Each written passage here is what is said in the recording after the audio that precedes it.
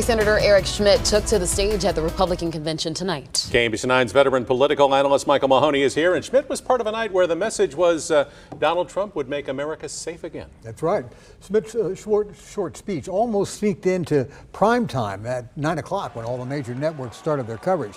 Now, there was some talk by him about immigration. Schmitt, who was the Missouri Attorney General before going to the Senate, spent most of his time talking about keeping America's streets safe. Now, both Kansas City and St. Louis regularly make headlines because of their crime rates, although Kansas City's murder rate is down from last year at this point. But he also mentioned other places. Missouri is home to cities named Liberty and Independence, and towns called Freedom and Defiance.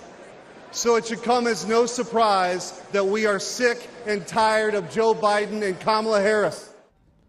Now, Schmitt accused the president and his vice president of making America less safe, opening the nation's borders to terrorists, criminals, and drug dealers.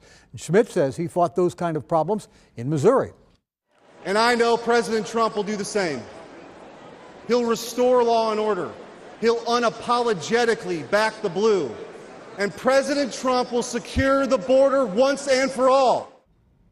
Now, beyond this speech, Schmitt is seeming to make a fast track in Washington. He helped Donald Trump prep for his debate, and now he is being mentioned as a potential candidate for the U.S. Attorney General if Trump wins the White House. Missouri's other senator, Josh Hawley, says that the GOP party may have turned a corner this week.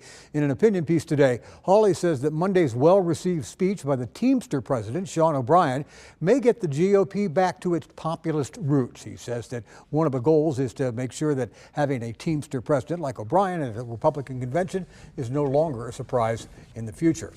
Schmitt was the only Missouri or Kansas major politician that is scheduled to speak in Milwaukee to the Republicans. Chris? See you again tomorrow night. You bet. Thank you, sir.